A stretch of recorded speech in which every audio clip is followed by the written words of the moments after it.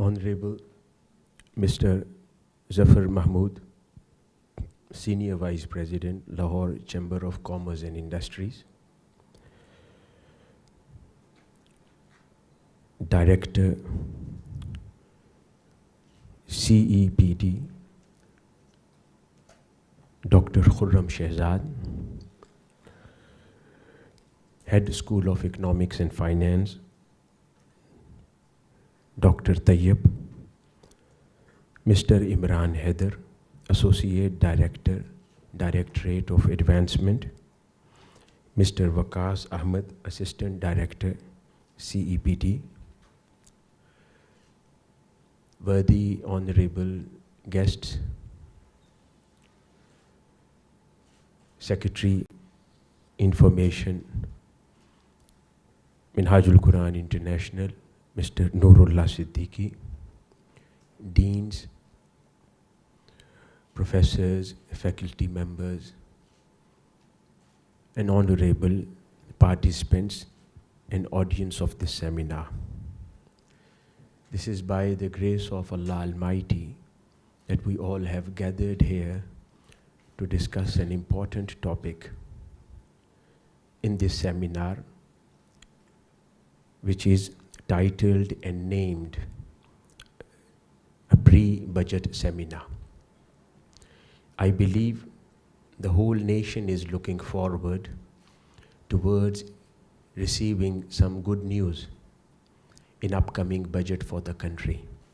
I'm not sure what are the levels of hopes, but still we are expecting something more fruitful, tangibly, and supportive for the nation in these present circumstances.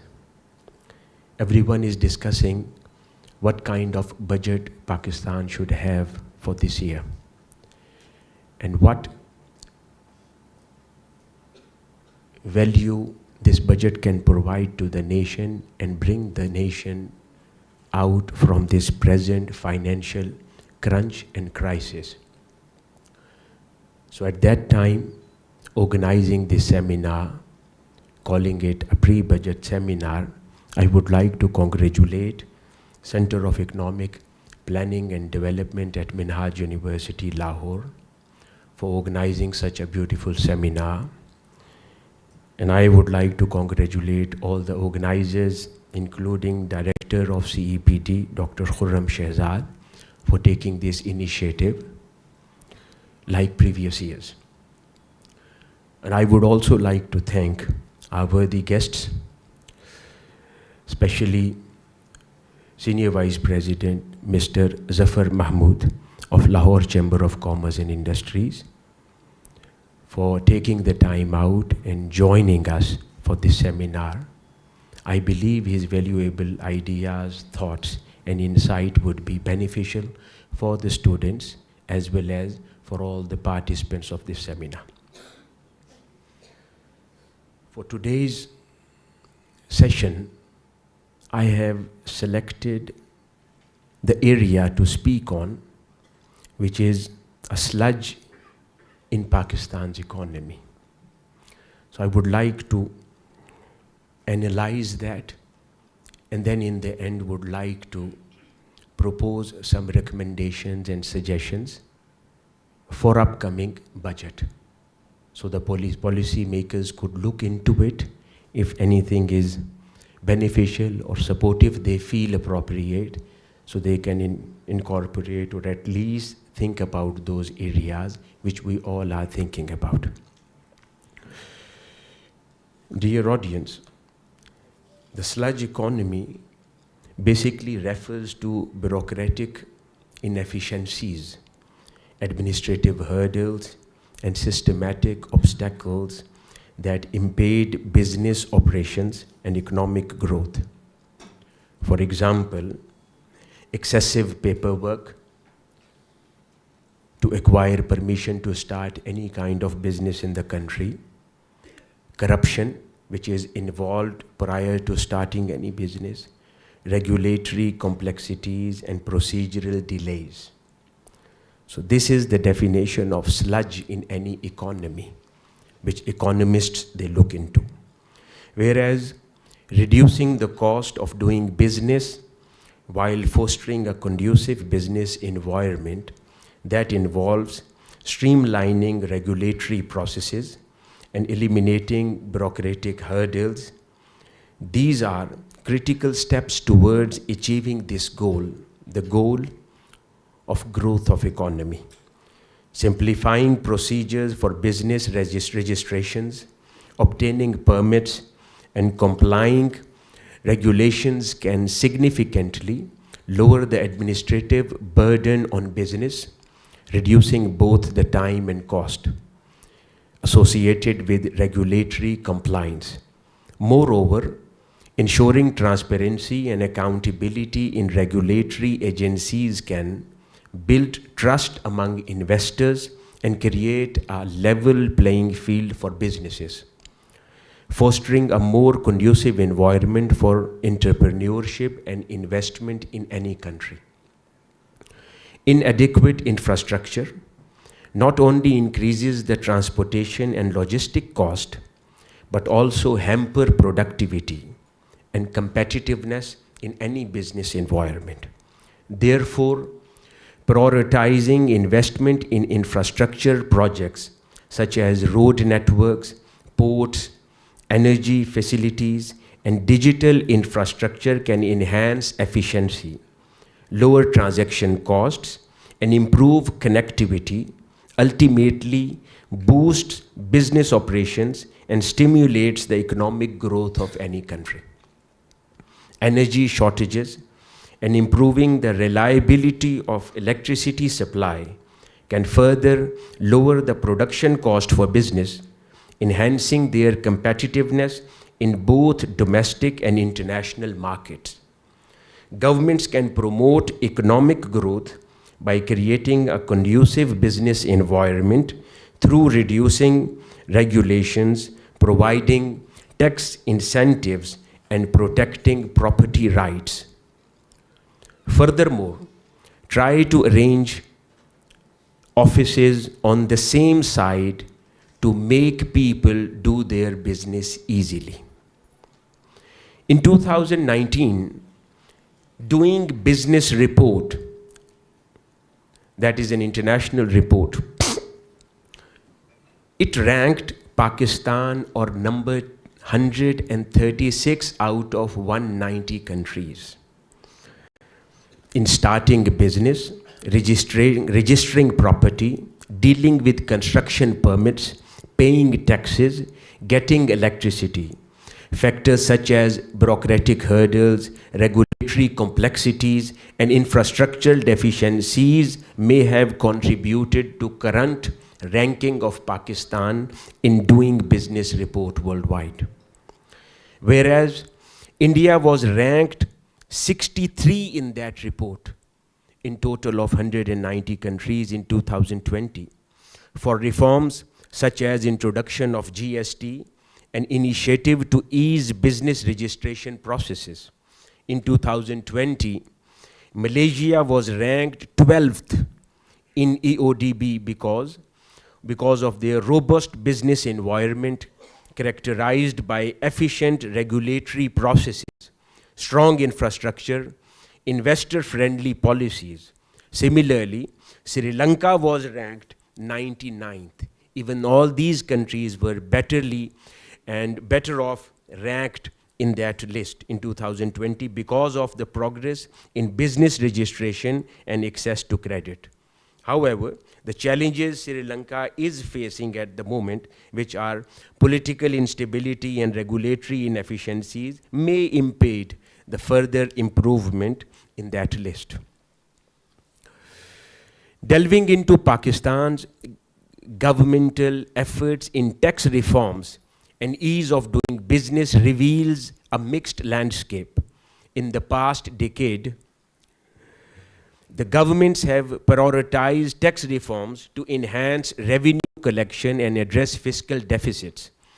Despite initiatives like Tax Reforms Commission and asset declaration schemes, challenges like a complex tax system and resistance to change hindered substantial progress of Pakistan on this area.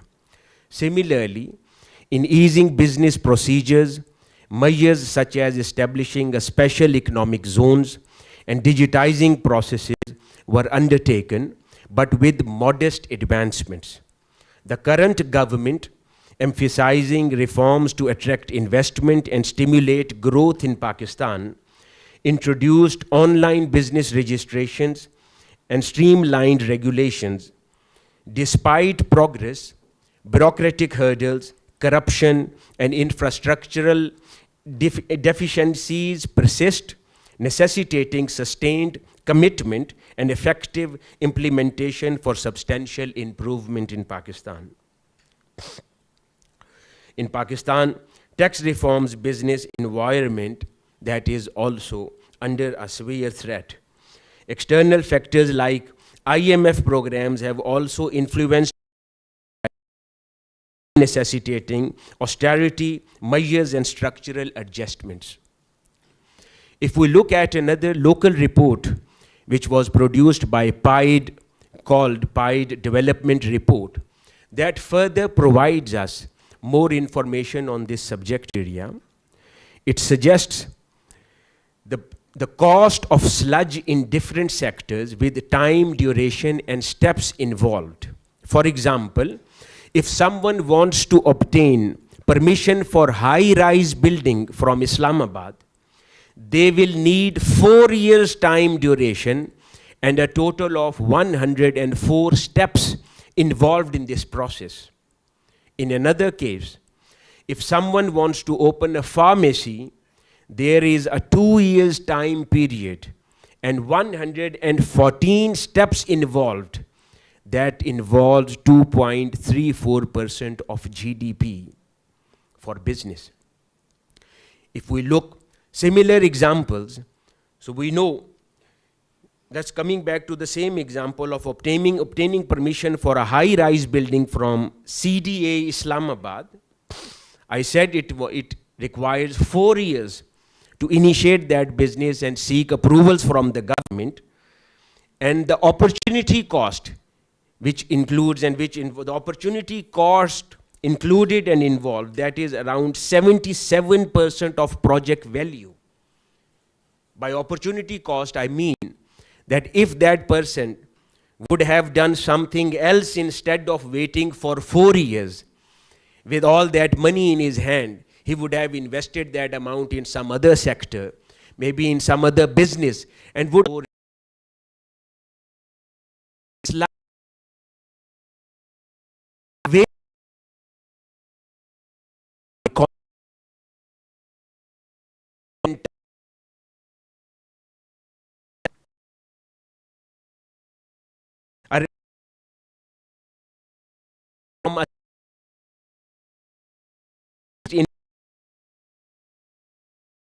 which involves 5% of construction cost as an opportunity cost. Similarly, obtaining a permission for a project from an environmental agency in Pakistan, so that require 21 months to 2 years delay in permission and process, and almost 62.10% of the value of the total project that goes as opportunity cost. Coming to some other areas, setting up a pharmaceutical unit that again require, I said, 2 years and 10.3% of project value as an opportunity cost. Setting up a diagnostic center in Pakistan that requires 6 months to 1 year sludge and permissional delays, and which involves 36.6% of project value as an opportunity cost, and 87 levels and 87 steps are involved before they get a permission to start that kind of a business. So we can understand how much delays are taking place and destroying Pakistan's economy. For example, if someone gets retired from the government's job, only to get his pension kicked off, he requires 6 months to 1 year time period before his pension start coming to his account. So which is almost 94% of its gratuity as an opportunity cost. If he would have received that much amount from a very first month, he would have invested in various sectors, maybe in bank or some other business sectors, and that business would have produced some more economy and generated some more value and revenue for the country. So that all goes in opportunity cost, which a country and people, they are losing. And nobody is worried about it. Similarly, setting up a petrol pump that requires at least 13 months to 1.5 years, and 8.2% of the total investment goes as an opportunity cost, and 58 steps are involved. And to get a pension, 30 steps are involved for any normal citizen to get his pension processed and approved in Pakistan.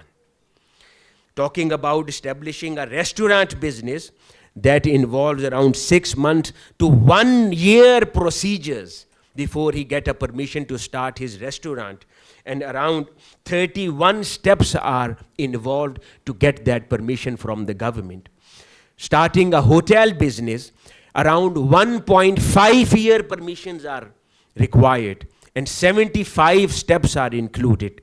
Cash and carry business, around 6 months and 5 to 6 months. Delays are involved, and 36 steps are involved. Getting a business loan from a bank, another big problem in the country. To get a loan from a bank, around 3.7 months are included. I would say PIDE has been very modest in calculating all these time delays. Actually, if you are in the industry and looking for this kind of loans, I believe people know that much more time is needed to get this kind of permissions or to get the loan approved by the bank. 12 steps are included. Even electricity connection, getting an electricity connection in Islamabad, 5 to 6 months are required to get your electricity connection, and 9 steps are involved. So we can understand, for a business, for a company, opening a shop, or even having a house, if 6 months are needed just to take an electricity connection, we can understand what kind of sludge we are facing in Pakistan's economy, and kind of investment, money, energy, and time we all are wasting. In a race where every single country is on a run to win this race, and Pakistan is so relaxed and laid back and not worried about anything. So dear audience, establishing a software house or a call center in Pakistan, around 4 months are needed, and 18 steps are required. Getting an intellectual property rights registered, 1 year and 6 months are needed, and almost 30 steps are required to get that kind of permission and seek that kind of approval. So report, as I have mentioned, has been very modest in calculating all these time delays, but that gives us an idea that what kind of sludge we all are facing in Pakistan's economy. So dear audience, Pakistan's tax to GDP, now another issue we all face and we need to look into while compiling and finalizing this year's budget. So Pakistan tax to GDP ratio remains below 10%, trailing both the global benchmark and neighboring countries like India, China, and Bangladesh. This underscores a comparatively lower level of revenue mobilization within the country. The United Nations and World Bank urge developing countries, including Pakistan, to increase the tax revenue to at least 20% of GDP to meet the Sustainable Development Goals set by United Nations. Reliance on indirect taxes coupled with narrow direct tax base is a major impediment. A higher weight on indirect taxes also tend to fuel inflation further in Pakistan. In the fiscal year 2022 and 23, a substantial 54% of tax revenues were derived from indirect taxes, highlighting the pressing need for diversification and expansion of direct tax base in Pakistan. One of the key reasons for our low tax revenues is a multiplicity of taxes which has increased the cost of compliance for both taxpayers and officials.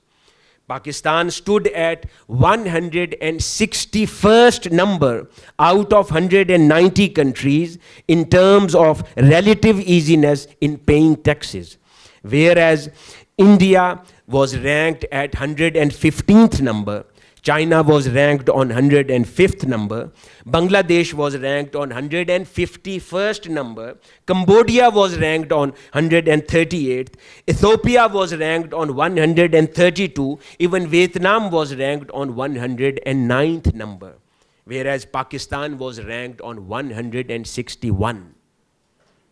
So we can easily understand the approach, the focus of the country, and where we all are heading to. The tax burden on different sectors of economy does not commensurate with their contribution to GDP. For example, the agriculture and service sector has significant contribution to the country's GDP, while contributing relatively less in tax revenues. GDP, while less on other hand, the industrial sector is overly burdened in comparison to its contribution to GDP. The issuance of various statutory regulatory orders without adequate stakeholders' input results in distortion and facilitates malpractices within the system. So we need to involve all the related stakeholders before finalizing policies related to taxes and other economic areas and making them as part of our budget. But unfortunately, this is not the practice in Pakistan. Estimates suggest that Pakistan loses approximately 6 billion annually due to tax evasion, including smuggling and misuse of official duties in Pakistan. There are intra-sectoral anomalies and discrimination in tariff structure, as different tax rates are prevailing for commercial traders and industrial traders. Within the same schedule or schemes, they are treated differently given the different nature of their businesses. The differential is not limited to tax rates only, but involves the entire taxation regime. It creates a biases that lead to under-invoicing and formation of fake industries to benefit from a limited incentives in Pakistan. The same tax rate across the board for traders would not only minimize the loss, but also generate avenues for tax revenues. It is recommended by this forum that the incidence of tax should be the same for all importers and exporters of the same good item, irrespective of their nature, either commercial or industrial importers or exporters across the board. For some time now, FBR is given an unrealistic tax targets to the payers in Pakistan, which is in the absence of resources and capacity, which forces it to extract more tax from the existing taxpayer instead of expanding the tax net. It is increasing the burden on the existing taxpayers of Pakistan. With Pakistan in an IMF program and likelihood of current program being followed by another longer term period in Pakistan, the temptation to levy substantial higher taxes on existing taxpayers need to be resisted by the payers. Significant changes are required in a structure, resources and technology of a federal board of revenue before setting the targets. Separate targets should be, this is a very important point which we need to bring into the notice, a separate target should be set for revenues from existing and new taxpayers. Targets for existing taxpayers should be in line with the expected growth in a nominal GDP, and the target for the new taxpayers should be set in line with the evolving capacity of FBR. Tax refund tax refund due should be excluded from revenue when assessing the performance against either of these targets. Following the 18th Amendment and the latest National Finance Commission NFC award, ministries and departments have been transferred to the provinces should not receive any federal budget allocation. Instead, provinces should be responsible for managing these departments independently. Across the board, massive under-invoicing and dumping of imported products has increased in Pakistan. Information regarding values at which various custom checkposts clear import consignments is not publicly available. That should be made publicly available. This encourages malfunctioning and practices related to imports to under-declare the value consignments to evade government revenues. There are massive leakages in Afghan transit trade, and smuggled goods are being openly sold in all major shopping centers of the country. Customs, however, is not willing to act against smuggled products, citing a lack of cooperation from local authorities. Let's look at some best examples and practices in the region of Middle East and Asia so that we can have and learn some lessons from these countries. If we look at the present situation of Saudi Arabia and the kind of reforms they have done in their country, we can understand if those countries with that kind of a mindset and attitude, they can change and evolve. Why can't Pakistan? According to 2019 report, Saudi Arabia was ranked on ease of doing business report at number 92. And today, in 2024, Saudi is ranked on 62nd number. So they have evolved, they have changed themselves in 190 countries. From 2017, Saudi Arabia improved in doing business in such a way by getting electricity, protecting minority investors' rights, trading across borders, and enforcing contracts in their country. Saudi Arabia has embarked on a comprehensive reforms agenda to enhance the ease of doing business, aiming to transform its economic landscape and reduce dependency on oil revenues. The kingdom has introduced numerous regulatory and procedural changes to attract foreign investment and stimulate economic growth. Pakistan also wants to attract foreign investments, but to attract that, we have to create a landscape. We have to create an environment, a conducive environment for those foreign investors so that they can come and work.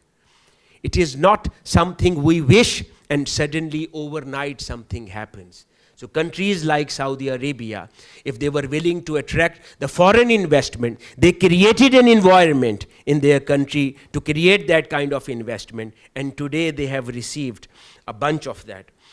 So one of the key reforms which included Saudi economic and business reforms was establishment of a general authority for small and medium enterprises, which provides support and resources for entrepreneurs. Additionally, the Miras platform has been launched to streamline business registration processes, significantly reducing business registration significantly reducing the time and complexity involved in starting a business in Saudi Arabia. The Saudi government has also focused on improving the legal regulatory frameworks to create a more business-friendly environment. New bankruptcy laws have been enacted to provide greater protection for investors and business facing financial difficulties in Saudi Arabia, promoting a culture of risk-taking innovation in the country. So these are the kind of innovative actions and reforms. If any country wants to evolve and grow in economy, they have to take that. But unfortunately, this is not the focus of our country. Moreover, labor market reforms, including change to the sponsorship system, have aimed at increasing labor market flexibility and improving conditions for foreign workers in Saudi Arabia. These initiatives are complemented by substantial investment in infrastructure and technology. By substantial investment in infrastructure and technology, and especially the IT sector, facilitating and making everything so easy and so fast for everyone. So that has enhanced overall business ecosystem in Saudi Arabia. Saudi Arabia has made notable stride in global ease of doing business ranking. The World Bank Ease of Doing Business 2020 report highlighted Saudi Arabia as one of the top reformers in economy and business sector, recognizing its efforts to simplify administrative procedures and enhance the regulatory environment in the country. These changes reflect the kingdom's broader vision of economic diversification and resilience, positioning it as increasingly attractive destination for international business and investors. Let's look at another example of the region, which is United Arab Emirates. According to Ease of Doing Business report by the World Bank, United Arab Emirates is ranked on 11th number in 190 countries.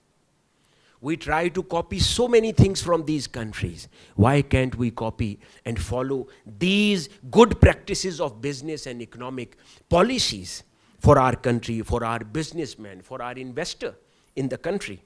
So they are ranked on 11th number, the highest ranking economy in the Middle East and North African region, with reforms captured in 4 areas due to adequate training, education framework in commercial and insolvency matters.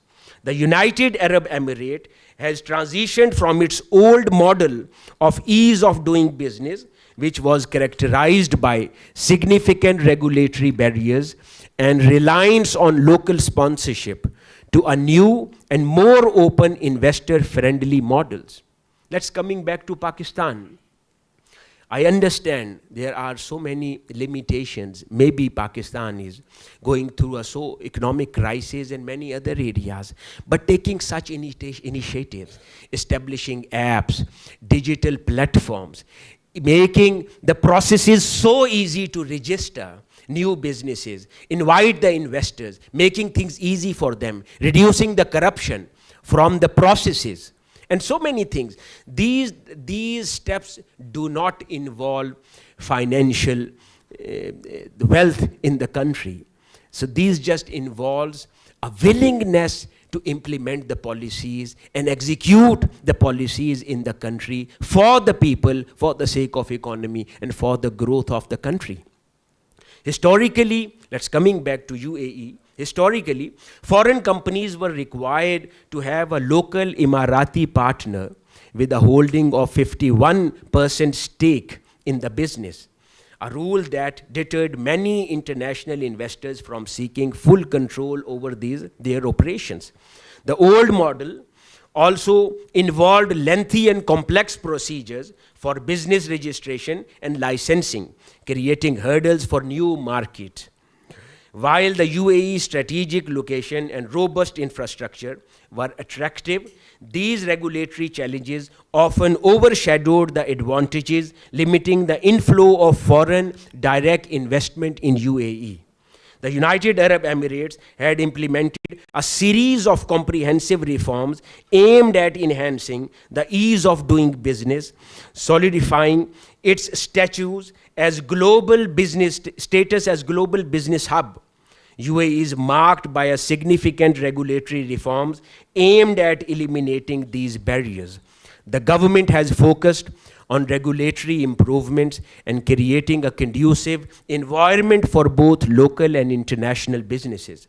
One of the most impactful changes in the amendment of Commercial Companies Law has created a lot of difference in UAE, which now permits 100% foreign ownership in most sectors, abolishing the need for a local partner. This reform has been pivotal in attracting FDI as it grants international investors full control and flexibility in managing their business in UAE. In addition to regulatory changes, UAE has leveraged technology to streamline business processes. The UAE has introduced various e-government initiatives, such as various IT-based platforms, which consolidates all business steps, procedures into a single streamlined online process. These advancements significantly reduce the time and costs associated with starting and operating a business in UAE by simplifying regulatory requirements and enhancing transparency. A new model foster a more competitive and business-friendly environment in UAE. These changes have profoundly influenced UAE's attractiveness as an investment destination for the whole world. Why can't Pakistan become one? By just creating a Gwadar port and not changing in policies which could bring a lot of foreign investment, creating places will not benefit the country at all.